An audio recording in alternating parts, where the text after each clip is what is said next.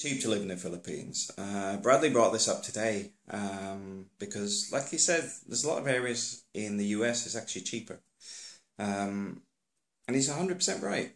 Because what I found over the time period I've been there, which is 2007 till, well, it's still current because we have property there, but I haven't been out this year, but I was last year.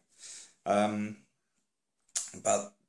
the costs in the Philippines have shot up because everything is funded for the masses from external incomes, which means everything's artificially inflated. See, for example, rice. Rice is a very simple commodity where the Philippines can produce it en masse, but it doesn't. It imports it. So you probably think, well, why is this relevant?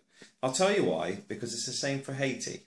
And this is getting onto something that is a little bit political, but the free market can import stuff cheaper than you can produce it.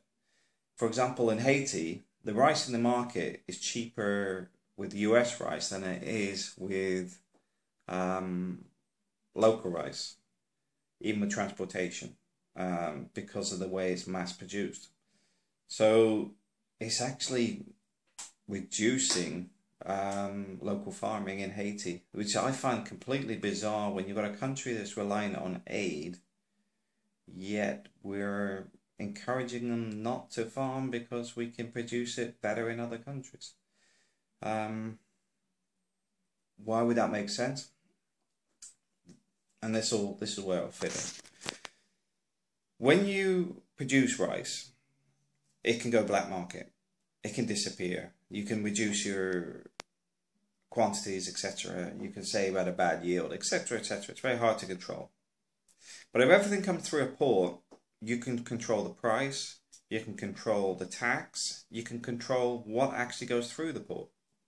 You have full control over that commodity, and that's what happens in Haiti, and that's what's happening in the Philippines. Animal feeds. Philippines is full of backyard farmers, so how do you control it? You increase the animal feeds to try and increase imports of pork, because obviously pork's the big thing in the Philippines. And this is where the artificial inflation happens. Now, where all that works or doesn't is the UK. The UK, everything is artificially inflated, right down to housing and car prices. It always has been. Some people have got very, very wealthy on it, including keeping the government coffers full of cash because of all the tax, like petrol, for example. It's all artificial inflation. And this is why the Philippines is slowly becoming very expensive to live. Poor people doesn't impact as severe as it does middle classes. The rich often don't pay tax because they find ways around the system, or they're actually part of it. For example, like the UK, MPs fill their expenses phenomenally. It's no different in any country. So you've got that bit that's actually pushing the cost of living up. Now, like Brad was saying, US has areas which are cheaper than the Philippines, and he's right, they do. Some of that is actually because of where it is. They've got high unemployment, or it's in somewhere like the Rockies or somewhere where it's got low population density. But the fact is, you can have a very good standard of living in a remote location or in a poorer location in the US just as much as you can in the Philippines. Now, I can't do a comparison country-wise because the US is such a vast country. I'll get people arguing with me because you'll get somebody say, well, the swamps of whatever is far cheaper and blah blah blah, and somebody living in the Rockies and somebody living in the desert. It's just not worth arguing over. But what the Philippines does have, and why a lot of the guys there, is they can find a partner. Because a lot of guys are single, or a majority of guys that go to the Philippines are single.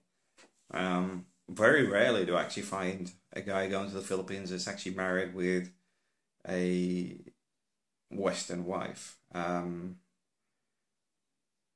There's the odd one or two, but they're normally tourists. They might do a 3-month tour, you know, a tour in Asia, backpacking, whatever, but they're not living there. So I would say that is the driving force more than anything else. It's not economics or anything else. They can find a partner. The US is a bit more difficult. The UK can be. Yeah, and I think a lot of people are just tired of the complexities of life in the West. We're multicultural, multi-social, multi this, multi that, accept everything just because we're told to, and if we don't, we end up in a legal case or getting fired. So in the Philippines, you don't have any of that nonsense. So yeah, I can understand why a lot of guys go to the Philippines. For me, it was a breath of fresh air. It still is. I can't do it year to year because it does grind you down. You get frustrated. I like mixing with other people. I like political discussions. I like doing things like traveling and things. And you can do that in the Philippines, but right now I'm sitting thinking about Germany for Christmas this year. So you can see it all depends on what you want to do. If you want to live in a house smaller than this conservatory, then yeah, you can live in a low budget in the Philippines. But I'd question why you'd want to do that, except if you actually said, well, you know what, I met this beautiful woman, we're married, we're happy, blah, blah. Then go for it. That's what makes you happy. And that's the key. Whatever makes you happy. Because if it doesn't, don't do it. And if you're unhappy at the moment, I would say fix your problems first. If you realize there's a void there and it's relationship-wise, then the Philippines might fix it. But if it's other issues, fix the issues first. Deal with them, resolve them, find a solution for them. Because moving to the Philippines won't fix it. Because I know some people have got issues with family relationships and stuff. Moving to the Philippines doesn't fix it. It just leaves it to stagnate. Just resolve all your issues before you commit to something you may either regret or you're doing it for the wrong reasons. All right, thanks for watching.